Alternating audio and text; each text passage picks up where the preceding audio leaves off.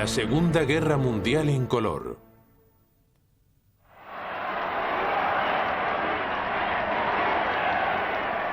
El Mediterráneo y el norte de África. Mientras Hitler marcha triunfante en el oeste de Europa a principios de verano de 1940, su colega italiano, el dictador Benito Mussolini, sueña con una campaña similar más al sur. Chiama il sangue, principi che sorgono e che nascono e i principi che declinano. La vittoria è per noi, per i primi. Su sueño es construir un nuevo imperio romano que permita a Italia expandirse no solo a lo largo de la costa mediterránea, sino también en el sur, a lo largo del norte de África. Pretende convertir el Mediterráneo en el Mare Nostrum, el Mar Nuestro. Pero es un sueño que terminará de forma desastrosa. Conducirá a la muerte de Mussolini y multiplicará fatalmente las obligaciones de su aliado alemán.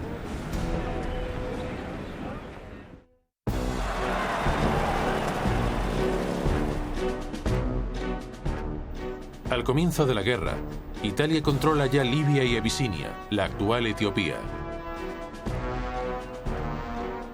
Mussolini prevé que si consigue ocupar Egipto y Sudán, ocupados por Gran Bretaña, podrá crear una vasta franja de territorios controlados por Italia. Se antoja una campaña sencilla. Italia posee 10 veces más soldados en la región que Gran Bretaña.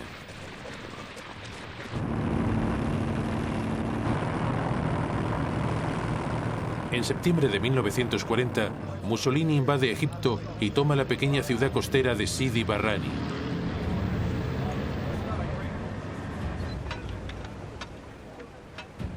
Allí los italianos se detienen y se atrincheran.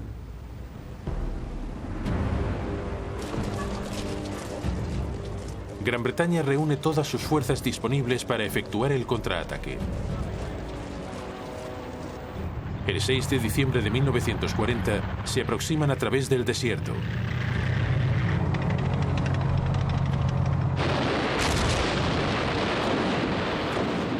Al cabo de 4 días, caen sobre las defensas italianas.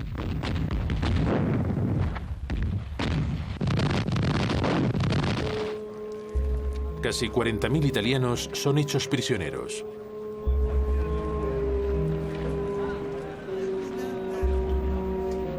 Es el primer indicio de que el ejército italiano no está en forma para hacer la guerra. El resto de los italianos derrotados se retiran a través de la frontera italiana.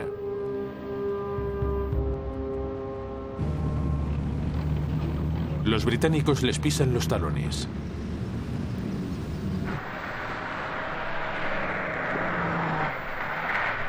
En apenas un mes, la Fuerza del Desierto Occidental, que así se llama, ha avanzado casi 1000 kilómetros a través de Libia.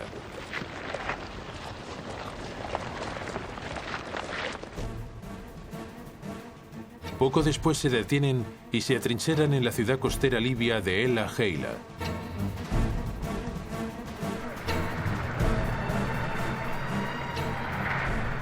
Casi la mitad del imperio libio de Italia ha sido ocupado, y más de 100.000 soldados italianos han caído prisioneros.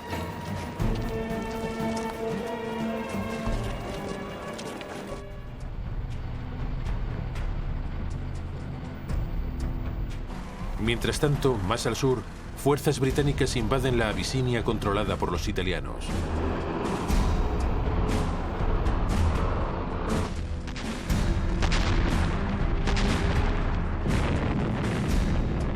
Los enfrentamientos se prolongan durante casi 12 meses. El terreno escabroso dificulta las comunicaciones y el transporte. Pero al final los italianos son obligados a rendirse.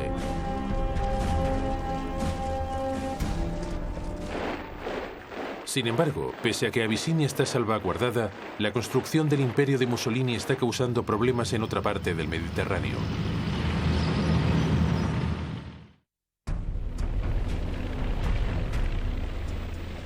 Casi 2 años antes, en abril de 1939, Mussolini había ocupado Albania como parte de su plan de establecer un nuevo imperio romano.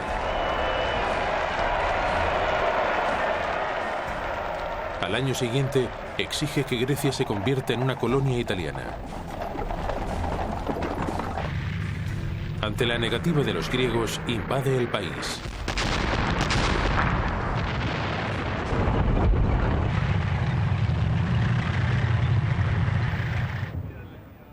Los griegos son superados en número por más de 2-1, pero rápidamente consiguen hacer retroceder el avance italiano.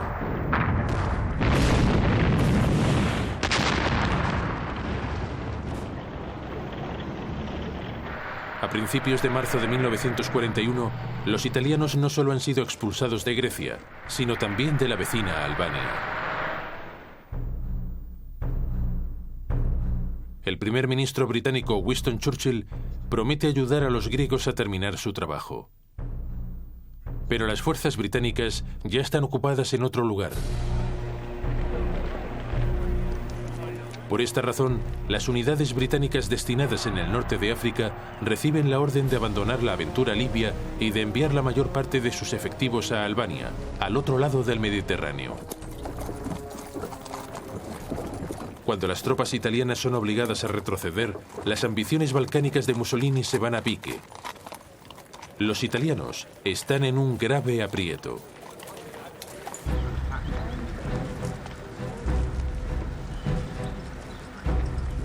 Y eso plantea un problema a Hitler.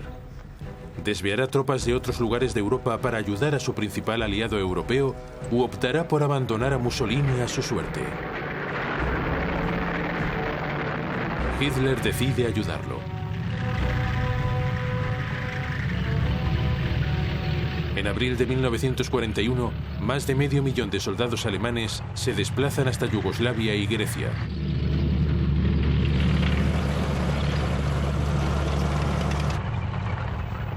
Con ello, Alemania se enreda fatalmente en los sueños políticos de Mussolini.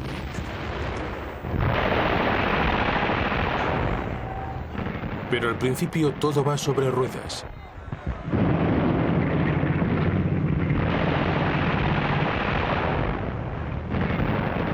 Pese a la ayuda británica, los griegos son incapaces de hacer retroceder a los alemanes, y a finales de abril, las fuerzas del Eje capturan Atenas, la capital de Grecia.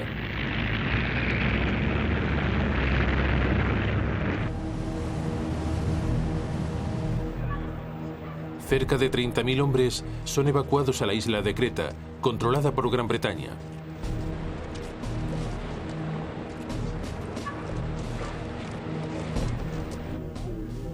Hitler decide expulsarlos de allí.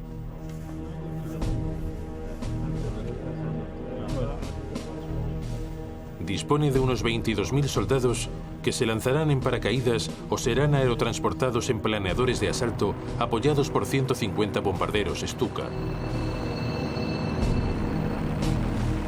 Los aterrizajes se inician con las primeras luces del 20 de mayo.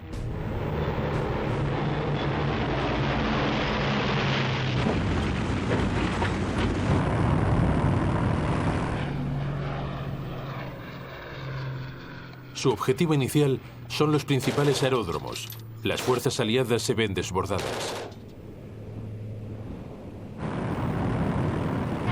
Los ataques aéreos alemanes se suceden sin interrupción.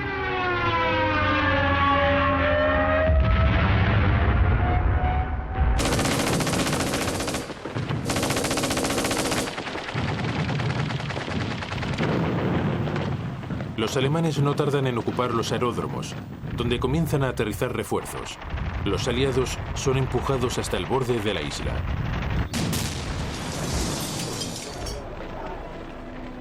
Dos semanas después, todo ha terminado. 15.000 soldados aliados tienen que ser evacuados.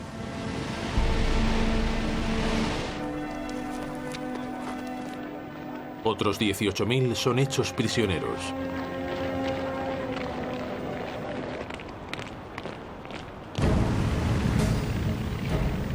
Las fuerzas del Eje controlan ya la mayor parte del Mediterráneo y las importantes rutas de abastecimiento hacia el norte de África. Al parecer, la decisión de Hitler de apoyar a Mussolini ha sido acertada. Ahora está en disposición de expulsar a los británicos de toda la región.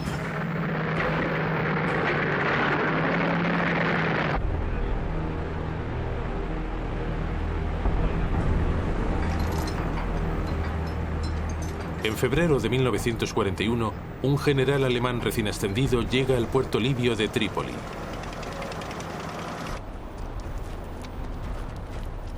Erwin Rommel es uno de los valores en alza del ejército alemán y ha sido elegido por Hitler como el hombre encargado de rescatar a sus aliados italianos y de recuperar el norte de África para él, las potencias del eje.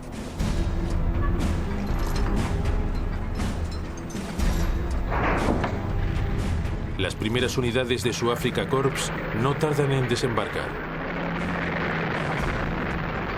Unos 16.000 hombres y más de 100 tanques han sido desviados del frente europeo.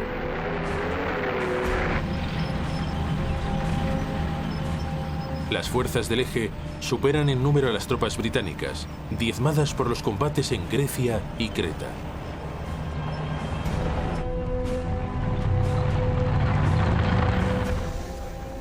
Rommel avanza hacia las posiciones británicas en El Algeila y las ataca.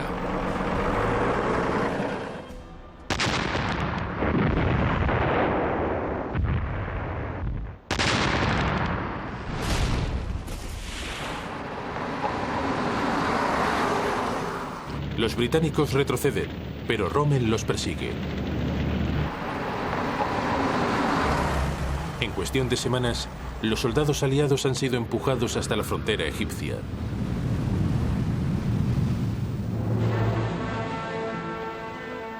Pero durante la retirada, los alemanes han cortado el paso a una división de tropas australianas en el puerto libio de Tobruk.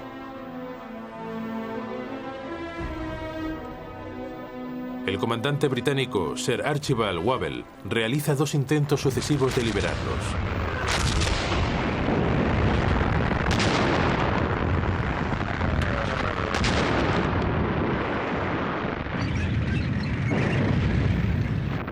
Ambos intentos son neutralizados por las tropas de Rommel, ahora bien acampadas. Los alemanes sobrepasan ampliamente a los británicos en cuanto a potencia de fuego. A la hora de abrir fuego contra los tanques, sus cañones antiaéreos de 88 milímetros superan en alcance y con creces a los británicos. Por otra parte, Rommel puede aprovecharse del extenso paisaje abierto para mover sus tanques alrededor de las fuerzas británicas, flanqueándolas una y otra vez. Esa se convertirá en su táctica característica. Entre el enojo y la admiración, la prensa británica apoda a Rommel el zorro del desierto. Wavell se ve desbordado. Agotado hasta el extremo, es sustituido por el general Claude Auchinleck. De buen principio, Auchinleck carga con la presión de intentar liberar de nuevo a las tropas aliadas atrapadas en Tobruk. Pero decide no hacerlo hasta que sus unidades no hayan recibido refuerzos.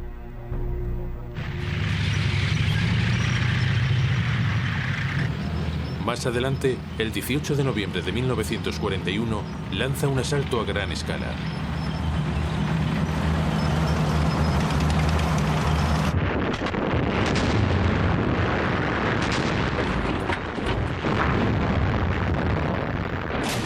La Operación Cruzado, como se denomina, se inicia con un prolongado enfrentamiento entre blindados.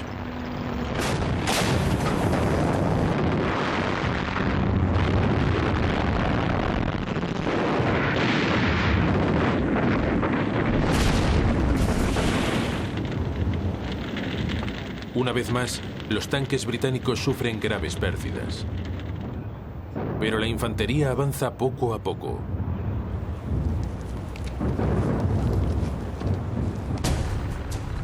Por fin, tras un mes de confusos enfrentamientos, Rommel se retira. Tobruk ha sido liberada.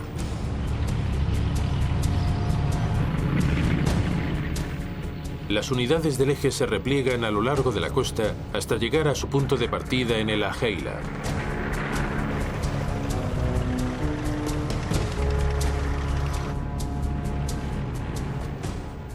El mando militar de Auchinleck supone que Rommel ha perdido fuerza, al menos por el momento.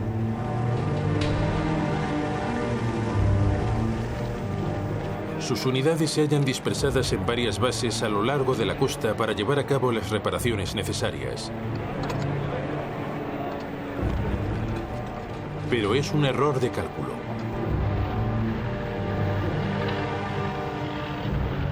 Dos meses después, en enero de 1942, el Afrika Korps de Rommel vuelve al ataque.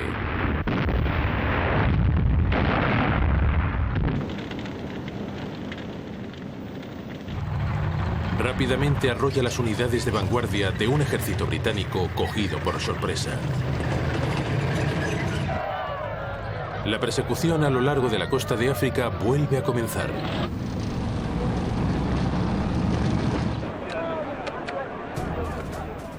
Los aliados retroceden hasta una nueva línea defensiva situada al oeste de Tobruk.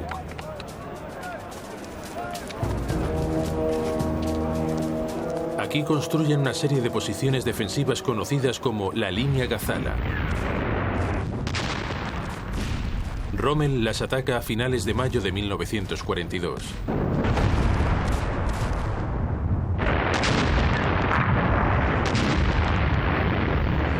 Una vez más, mueve sus blindados alrededor de las fuerzas británicas en una magistral maniobra de flanqueo y se planta detrás de las posiciones británicas.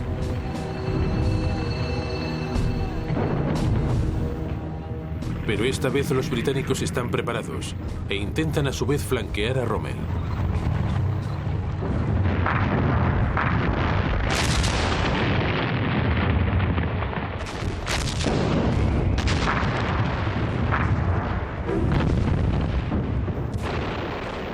La lucha se prolonga durante 3 semanas, en el transcurso de las cuales cada bando intenta superar en habilidad al otro.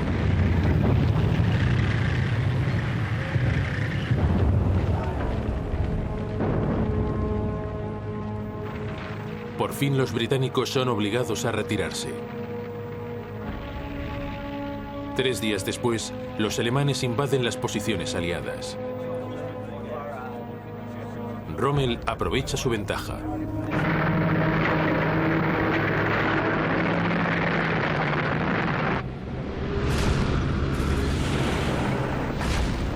La retirada británica amenaza con convertirse en una aplastante derrota. Finalmente, Auchinleck da media vuelta para hacer frente a su enemigo en la localidad egipcia de El Alamein. Su flanco sur descansa en la depresión de Katara, una zona infranqueable para los tanques.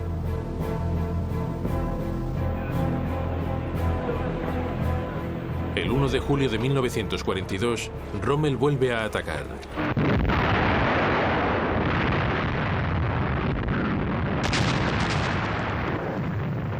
Pero esta vez las defensas británicas resisten.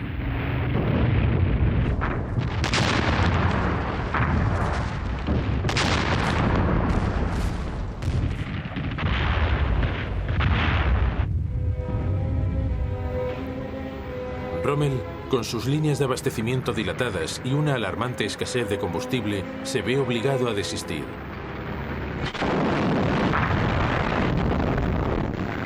Auchinleck intenta entonces un contraataque. Durante el resto del mes de julio, ambos bandos se empujan el uno al otro como boxeadores exhaustos.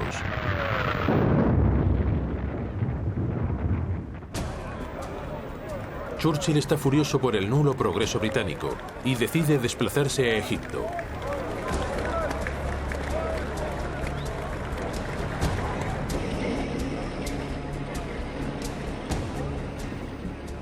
Es hora de cambiar otra vez de mandos. Auchinleck es sustituido no por uno, sino por 2 generales. El general Harold Alexander, jefe de las fuerzas británicas en el Oriente Próximo, y el general Bernard Montgomery, comandante del 8º Ejército. Los británicos y las fuerzas del eje han llegado a un punto muerto. No hay un claro vencedor, y el destino del norte de África aún está en el aire. Ahora todo dependerá de si los británicos son capaces de cortar las rutas de abastecimiento de las fuerzas del eje en el Mediterráneo.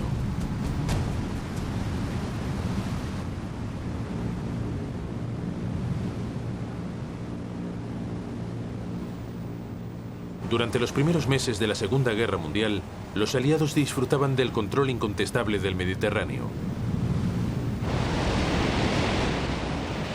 El suministro de petróleo procedente del Oriente Medio funcionaba sin problemas y las comunicaciones con el Imperio y con la India y el Lejano Oriente eran seguras.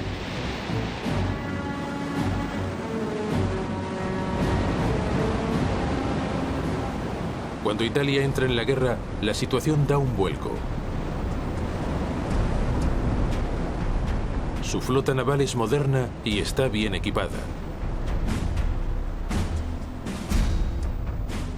Los italianos apuntan ahora hacia la isla de Malta, controlada por Gran Bretaña y de vital importancia estratégica. La isla es una importante base de repostaje de los submarinos y aviones británicos en el Mediterráneo oriental. Se ha convertido en la plataforma para los ataques de la Royal Navy contra los convoyes de abastecimiento de Italia y Alemania hacia el norte de África. En verano de 1940, Italia bombardea Malta.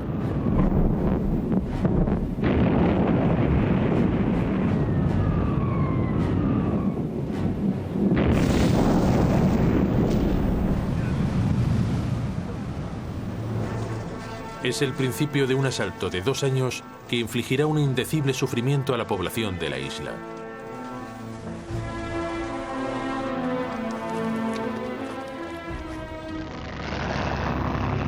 Pese a la gran significación estratégica de Malta, Gran Bretaña ha sido cogida por sorpresa.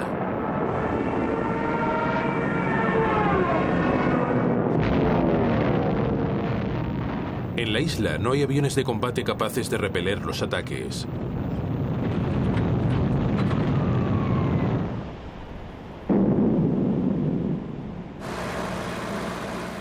Días después, y casi por accidente, 4 biplanos de combate Gladiator son descubiertos en un depósito de la isla. A toda prisa se procede a montarlos.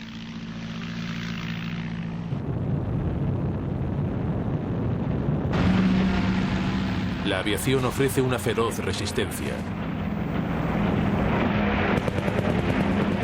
Durante 3 semanas, el destino de Malta sigue siendo incierto.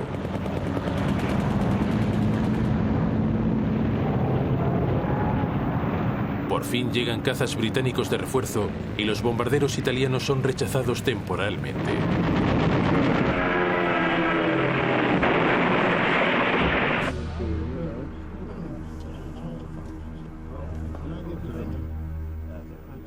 Pero para los británicos se hace evidente que es preciso emprender alguna acción si quieren mantener un punto de apoyo en la región.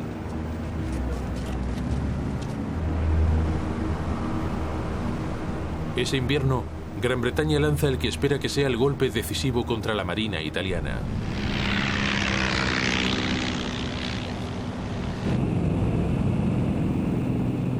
Al anochecer del 11 de noviembre, 21 bombarderos torpederos Swordfish despegan de un portaaviones.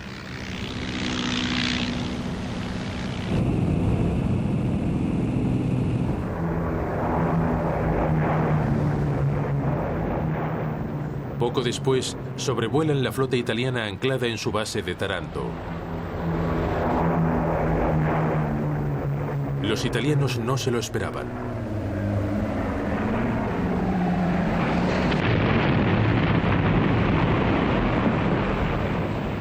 Tres de los 6 acorazados italianos son inutilizados. 4 meses después, Gran Bretaña ataca de nuevo. La flota italiana vuelve a ser cogida por sorpresa frente a la costa de Grecia.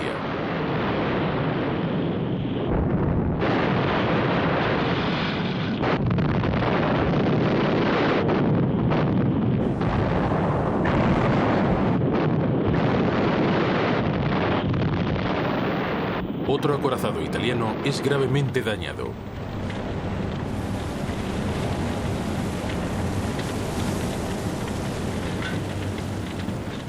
El desafío de Mussolini a la Marina británica ha terminado.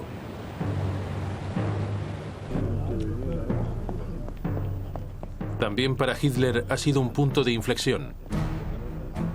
Ahora está claro que no puede seguir confiando en Italia para mantener el control del Mediterráneo. Eso significa que sus líneas de abastecimiento hacia el norte de África corren el riesgo de ser interrumpidas. Alemania decide enviar ayuda directa.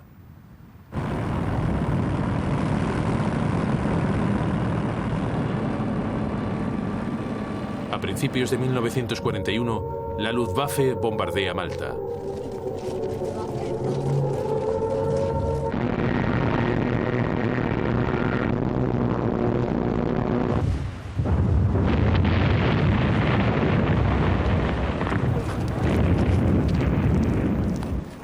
Una vez más, la isla es severamente golpeada.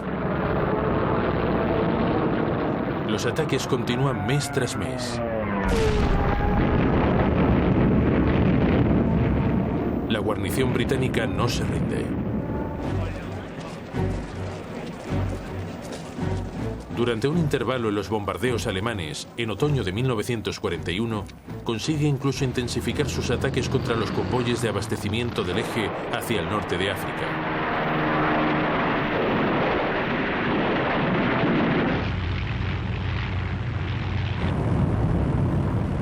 Después, la Luftwaffe reanuda el asalto.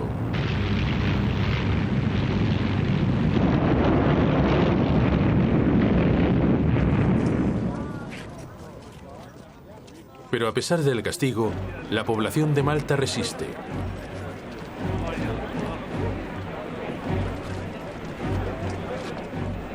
En la primavera siguiente, en abril de 1942, recibe honores excepcionales por el heroísmo demostrado tras soportar durante 4 meses los devastadores bombardeos del eje.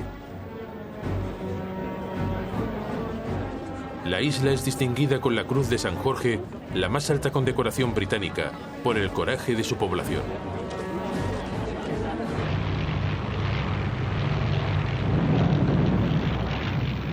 Pero en verano de 1942, Malta empieza a notar la escasez de víveres y munición.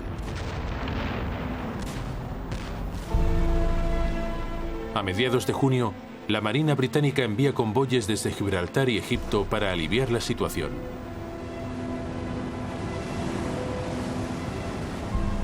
Pero los alemanes los están esperando.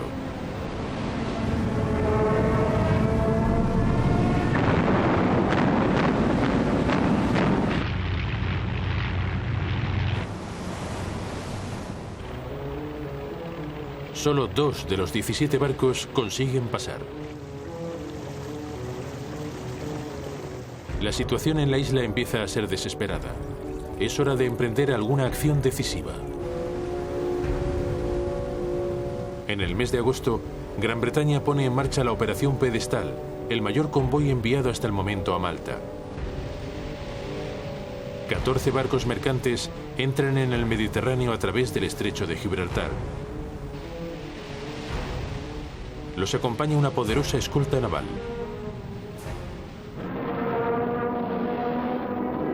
Casi de inmediato topan con la oposición alemana.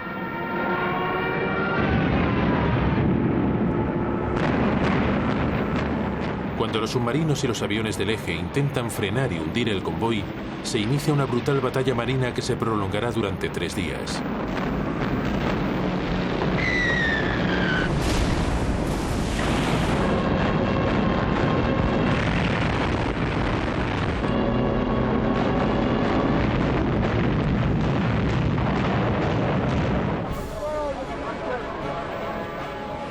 Por fin, al llegar el 4.º día, 5 de los mercantes británicos consiguen entrar a puerto.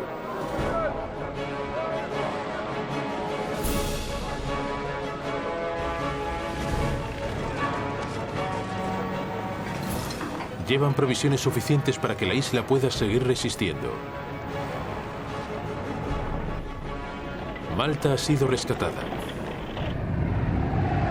Eso significa que los aliados pueden continuar hostigando las líneas de abastecimiento del eje hacia el norte de África.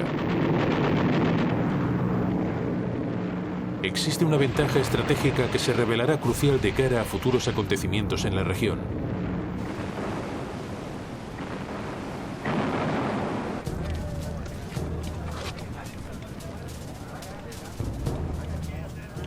En el norte de África, las órdenes de Churchill a su nuevo equipo, los generales Alexander y Montgomery, son muy simples.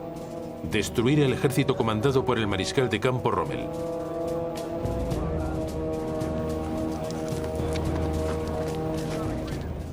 Casi al mismo tiempo, el equipo que ha roto los códigos de la máquina Enigma alemana les notifica que Rommel planea un nuevo ataque contra ellos.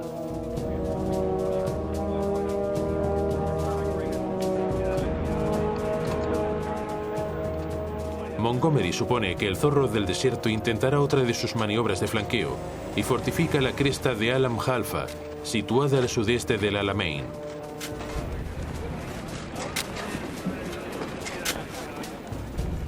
Confía en que será allí donde las fuerzas del eje serán golpeadas.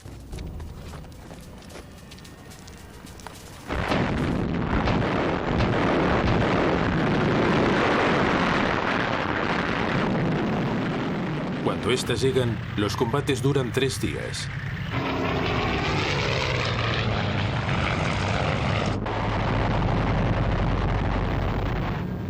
Esta vez, las fuerzas de tierra de los aliados cuentan con soporte aéreo. La RAF desbarata el avance de los tanques alemanes.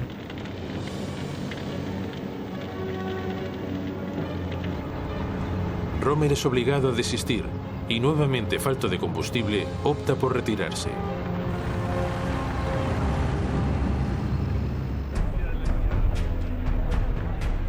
Esta vez es a Rommel a quien toca atrincherarse. Elige una línea entre el infranqueable mar de arena de la depresión de Katara y la costa mediterránea.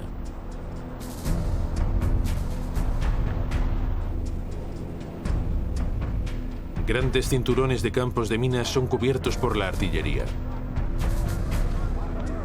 La división de Panzers de Rommel se mantiene retrasada como reserva móvil para abortar cualquier penetración de los aliados. Montgomery es consciente de que se trata de una extraordinaria barrera. Sabe también que es imposible flanquearla.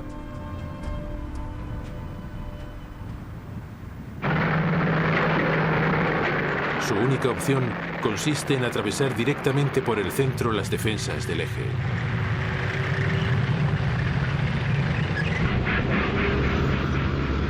Cuenta con la ayuda de un generoso envío de Estados Unidos que incluye sus flamantes tanques Lee y Sherman provistos de cañones de 75 milímetros.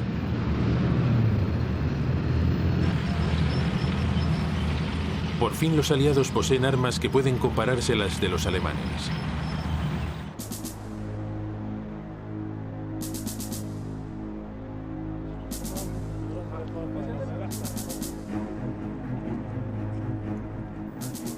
Finalmente, el 23 de octubre de 1942, los británicos efectúan descargas de artillería contra las posiciones de Rommel.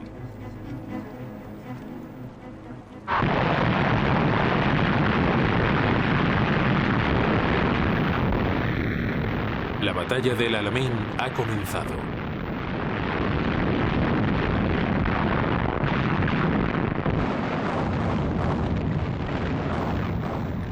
Bajo cubierto de los bombardeos, ingenieros aliados van abriendo caminos a través de los campos de minas de Axis.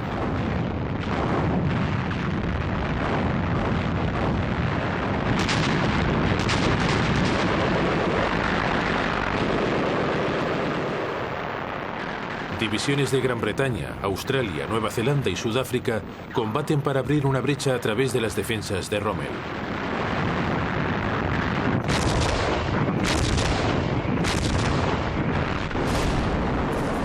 La artillería de Rommel sufre un tremendo golpe. Las bajas se multiplican en ambos bandos.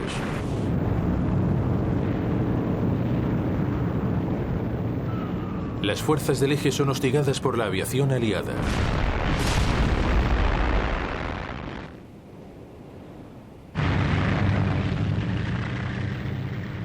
Por fin, después de 3 días de combate, las fuerzas aliadas consiguen penetrar.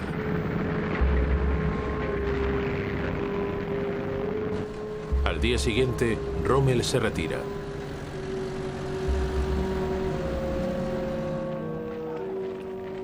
Es la mayor derrota de Alemania a manos de los aliados occidentales.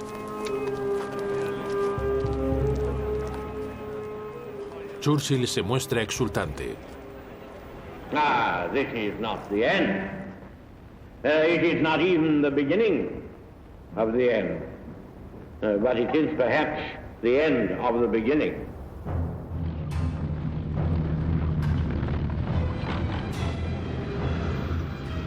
Durante 2 meses y medio, Montgomery persigue a Rommel hacia el oeste, a lo largo de la costa norteafricana y en dirección hacia Túnez.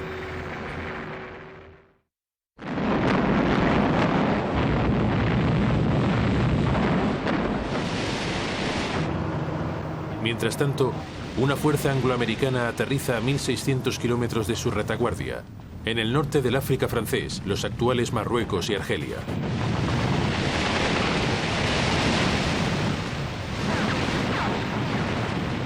La acción se denomina en clave Operación Antorcha.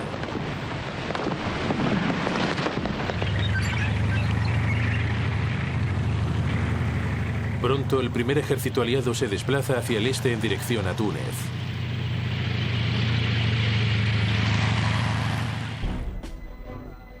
Rommel corre el peligro de ser atacado desde atrás.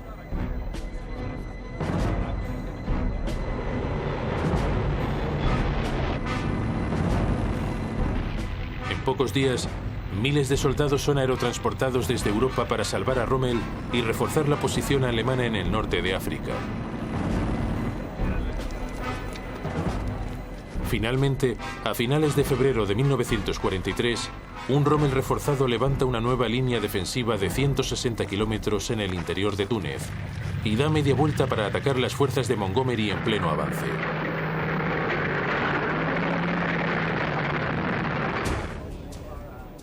Pero Montgomery ha sido advertido por los decodificadores del Enigma y sus tropas esperan la llegada de los tanques alemanes.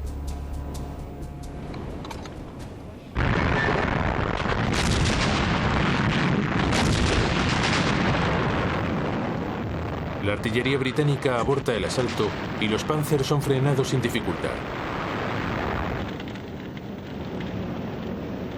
Es la última batalla de Rommel en el norte de África.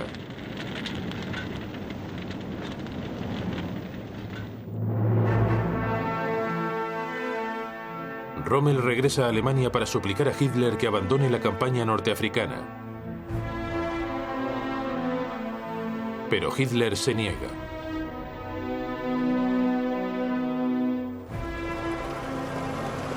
Es un grave error de cálculo.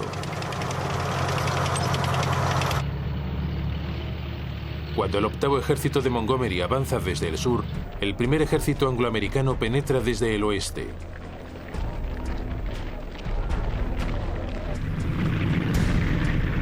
El 7 de mayo, fuerzas estadounidenses toman el puerto de Bizerta. La séptima división armada, las célebres ratas del desierto, se adentran en Túnez.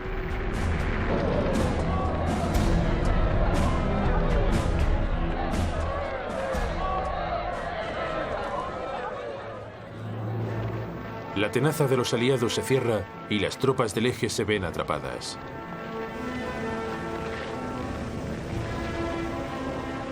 Cuatro días después, 250.000 de soldados alemanes e italianos se rinden.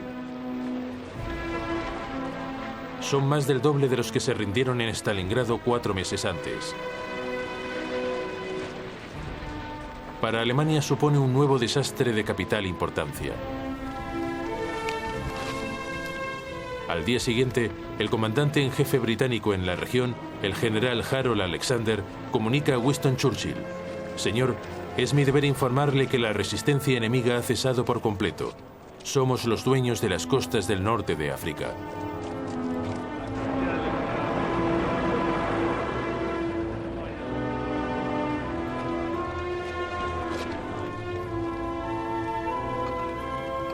La apuesta de Mussolini en el norte de África ha menoscabado gravemente los recursos alemanes.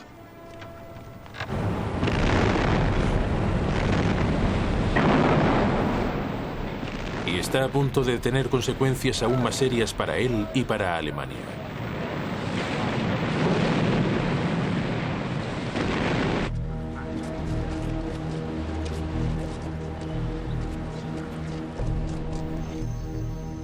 En enero de 1943, en una conferencia celebrada en la ciudad marroquí de Casablanca, Churchill y Roosevelt acuerdan abrir un nuevo frente en la Europa dominada por Alemania.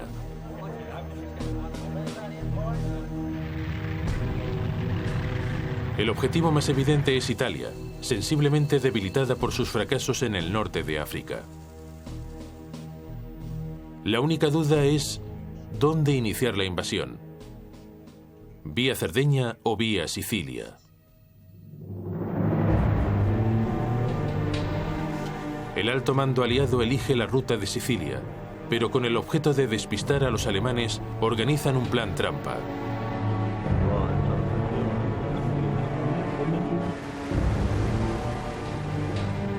La operación Picadillo se pone en marcha.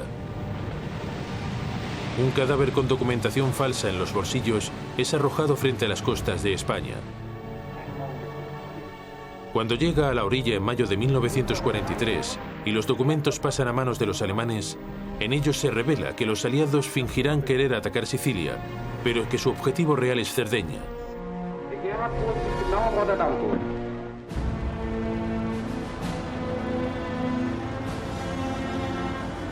Los decodificadores del enigma no tardan en confirmar que los alemanes han mordido el anzuelo.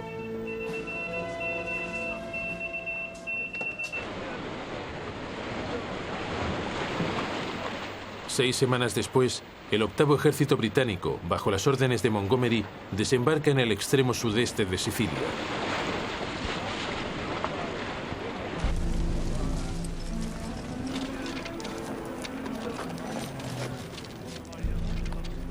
Las tropas costeras italianas plantean escasos problemas.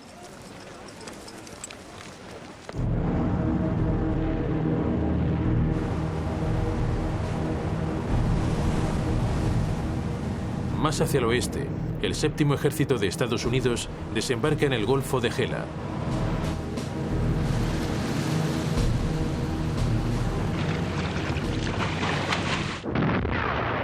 La resistencia italiana es nuevamente aplastada.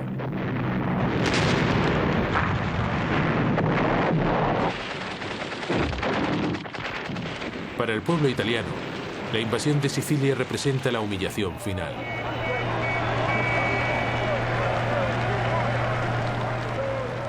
Mussolini es derrocado tras un levantamiento popular. El nuevo gobierno entabla conversaciones secretas con los aliados para firmar un armisticio.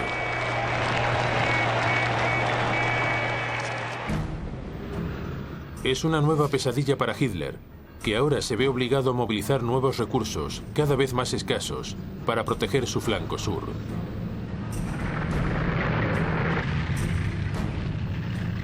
Comunica a sus comandantes que aunque Italia se haya rendido, deben seguir luchando.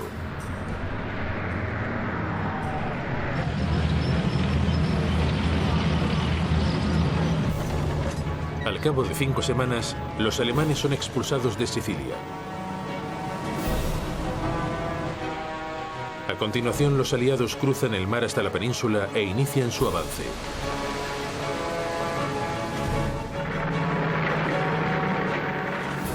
Tropas norteamericanas se desplazan hacia el norte por el lado oeste. Fuerzas británicas hacen lo propio por el este.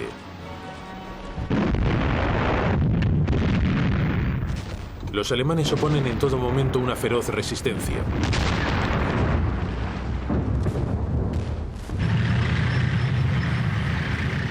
Aún así, Nápoles cae en manos de los aliados el 1 de octubre de 1943.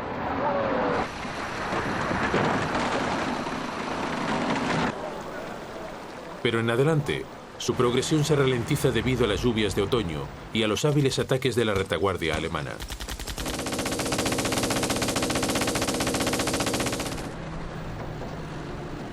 A finales de noviembre, las fuerzas aliadas llegan por fin a la línea Gustav, la primera de una serie de líneas defensivas alemanas instaladas de lado a lado de Italia.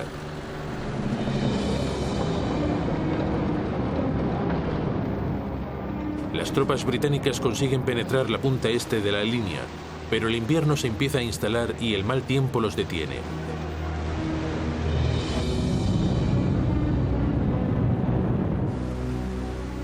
Sin embargo, en el oeste las fuerzas estadounidenses intentan flanquear las defensas alemanas por el mar.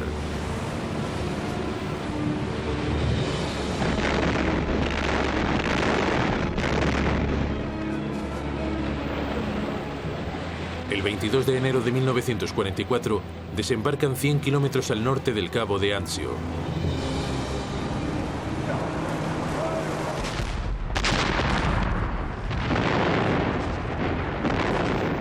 Pero aquí, tras una serie de duros enfrentamientos, son inmovilizados y casi devueltos al mar.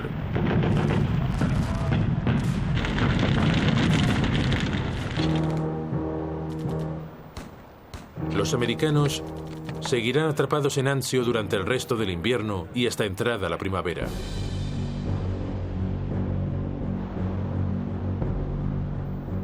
Mientras tanto, en el centro de Italia, la clave para quebrar la línea Gustav es el elevado Monte Cassino.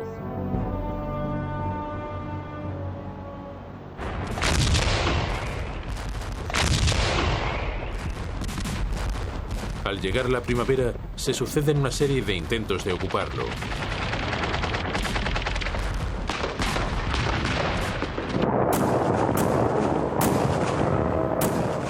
Todos los asaltos fracasan.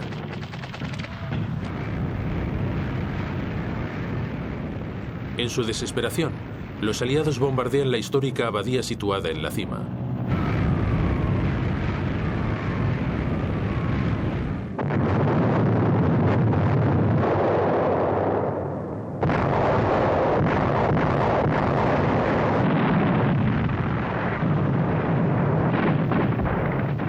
Pero los alemanes esperan.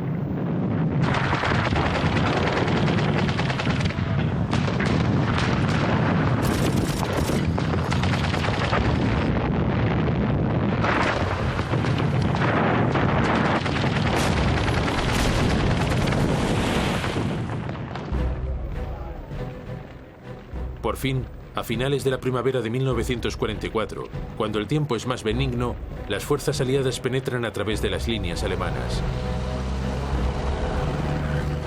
Simultáneamente, los americanos logran escapar de Anzio. Las fuerzas aliadas se desplazan rápidamente hacia el norte de Roma.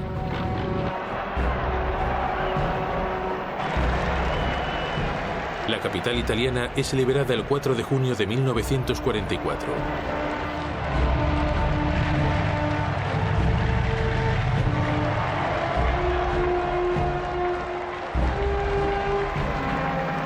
Para Hitler es de nuevo un golpe duro. En adelante deberá estar pendiente de Italia con los 5 sentidos.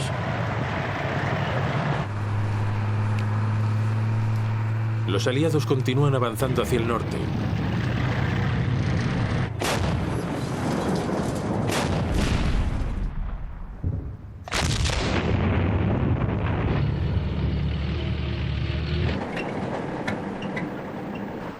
Los defensores alemanes se retiran finalmente hacia la imponente línea gótica justo al norte de Florencia.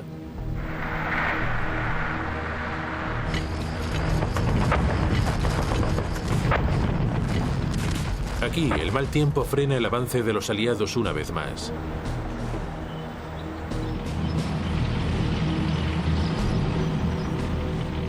Al llegar la primavera de 1945, puede reanudarse la campaña e Italia por fin es derrotada.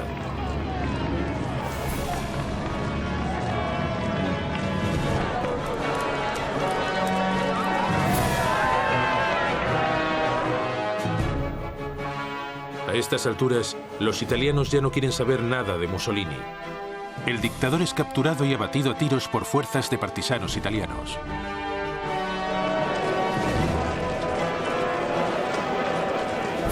Su cadáver es colgado por los talones en Milán.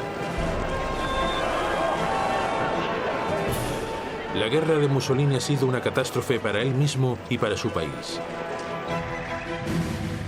Además, ha dejado el flanco sur de Alemania peligrosamente expuesto.